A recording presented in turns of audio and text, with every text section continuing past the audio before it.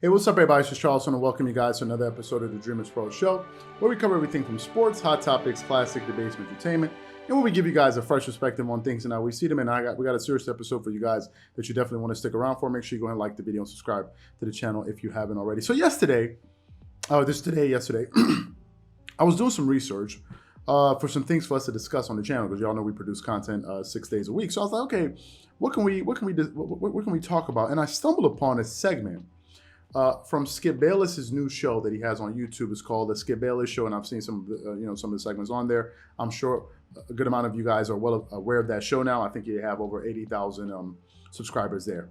And during the segment, he was essentially talking about how he has never missed a LeBron James game. And in LeBron's entire career, I think he said he's only missed about 1 or 2 games throughout the course of LeBron James's career. So as I was watching the segment, Skip Bayless said something that truly surprised me during that segment. And I didn't expect him to say what he said during that segment on a public forum, but essentially he did. So what we want to do is we want to play some of the comments that he made in that soundbite there, and we're going to come back and give you guys our thoughts. So before we go too far, take a listen to some of the things that Skip Bayless had to say in that segment. Take a listen to that there. Something always happens. We have a running joke, producers on Undisputed. If we feel like we don't have much to talk about tomorrow, we always say, but LeBron's playing tonight, so something will happen. And we're not talking about the basketball game. It's always sidebar. It's always backstory. It's always between the lines. It's always something will happen that will be controversial or wildly unpredictable, featuring LeBron. There'll be a controversy during the game, or he'll say something after the game where you say, what? What's that about? He'll throw some fit, some tantrum. I don't know. It's always something with LeBron, and it's always wildly entertaining. It's better than March Madness.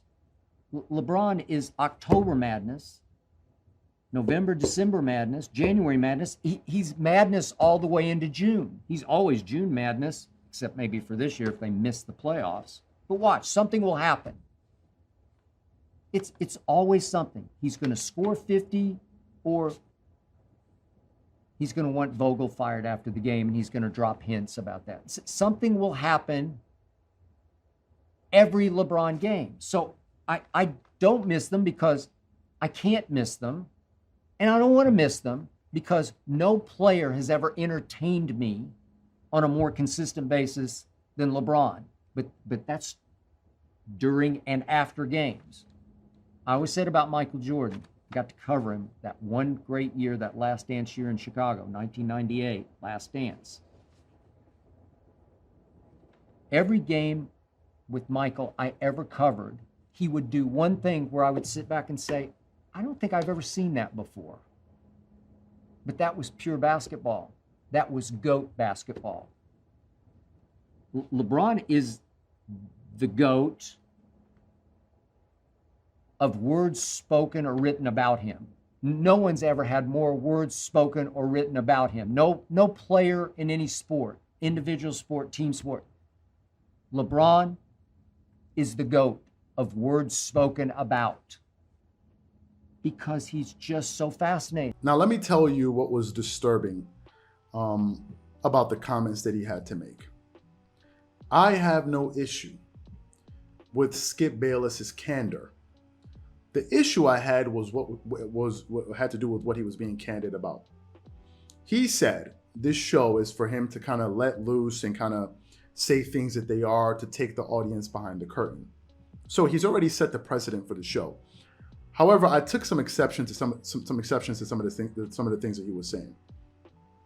What he was essentially saying, with his own words, was this. He said, if we know that we can't get any ratings on a particular day because we don't have interesting things to discuss, then what we can simply do is just hash up a LeBron James topic, because we know that is going to drive ratings. I took major issue with that statement for a few reasons, and I'm sure maybe some people in the industry are going to see some of the things that I have to say. I really don't care. I'm going to say what I think. Firstly, these guys and girls, these people that you see on these TV shows, the majority of them have guaranteed contracts. You sign a contract to work with a particular network for 1 year, 2 year, whatever. This is public knowledge, right? Everyone knows this. And therefore, when you wake up in the morning to go to work and to start thinking about content, the last thing you're thinking about is what your monthly salary is going to be from a month-to-month basis, because you've signed a contract. If you sign a contract for 1 year, 2 years, you already know what you're going to be earning in perpetuity for the next 2-3 years. It's very simple. You know what you're going to earn according to your contract. So from that point forward, given the fact that you're not doing this for your livelihood, because that's already been taken care of, depending on the nature of your contract, your only job is to come up with the most interesting topic or topics and content that will drive ratings, but most importantly, engage your audience. Remember, we're making this content for our audience.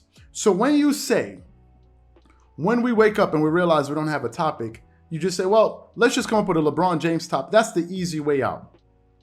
That is the easiest way out. How much effort does it really take to talk about LeBron James and the Lakers? I'm not talking about the legwork that goes after you've come up with a topic. I'm not talking about that. Yes, there's work that's involved with that. The most difficult part about this is coming up with interesting topics, period, end of story.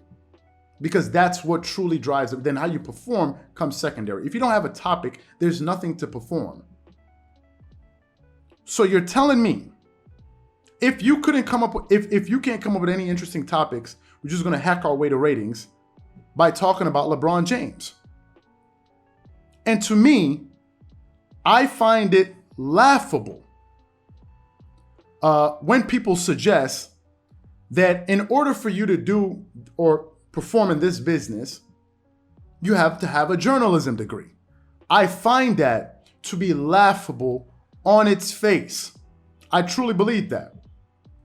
If I had to get a journalism degree, then you better get an MBA. If you're telling me that in order for me to do this business successfully, I need to be a journalist, then you need to make sure you have a business degree under your belt. Because you only have to think about what drives views. We have to think about what drives views and also the business aspect of all of this, which you don't have to think about. So spare me with the journalism talk. I guess Elon Musk should have had an aeronautical engineering degree to build rockets. Thank God Elon Musk wasn't listening to people like you. Elon Musk studied economics and he has a Bachelor of Science in physics. He is self-taught. And when they asked him, how did you learn about rockets? He said, I read a lot of books. Now, obviously, it's more involved than that. Obviously, he put himself around a lot of smart people that knew a lot about that industry than he did. But he didn't go to school for it. So for people to say that the only way you can be successful in this, it's a bunch of hot... I almost said something else that I wasn't supposed to say. That's why a lot of these people can talk about sports every single day, but they don't own a single business to their name. So I guess with this line of thinking, Jay-Z should have never went into business. Before Jay-Z even thought about starting Rockaware, partnering up with Rockaware, doing all of those other ventures that he went into, he should have gone to get a business degree from school, right? It's laughable when people say this. Like, cut it out. You sound like as if you're trying to discourage people from getting into the business. That's all it sounds like. Trust me. There are a lot of talented people out there that can learn, that are self-taught. There are a lot of fields out there that you don't go to school for. Do you go to school to become a rapper like Nas? Hell no. Do you go to school to become a stand-up comic? No, you don't. There's so many fields out there that people that are self-taught. But back to Skip Bayless. For as much as Skip Bayless, for as much that he criticizes LeBron James, you do realize that he butters your bread, right? If you're so critical of LeBron, but at the same time, you use him to drive ratings, then you need to be saying a little bit, you need to be saying some more nice things about the guy, in my personal opinion. And you can't say that about us here. People like to make it seem like as if you need to create LeBron topics on the channel. That's not the case at all. We said it and it pisses me. LeBron topics probably contributed to 15 to 20% of our views. Go look at our video. We talk about different things. We come up with different things outside of the mainstream. It's the only way you can keep people engaged, and the results are there, regardless of what people think. If you go look at our videos from a video to video basis, people will actually give a damn. We don't need 100,000 views on a video to get 1,000 comments. We don't, because we focus on topics that people are generally interested in that will spark a debate. And for him to say that whenever we run out of topics, oh, let's just talk about LeBron, to me, I can't get down with that. I was bothered with that. Because when you don't have to think about making money, yeah, I understand you have to make money to drive, but all you have to do is think of the most interesting topics, and those will drive ratings. But if you're telling me your go-to every single day is to talk about LeBron, people see through that. We get it. Every day is going to be a LeBron or Lakers topic. Whether something good happened or bad, it's irrelevant. And you don't need to do that when your pockets are already secure.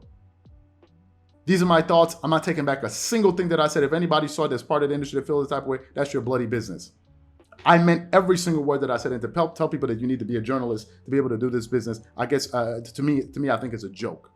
Trust me, a lot of what we're doing here has nothing to do with journalism.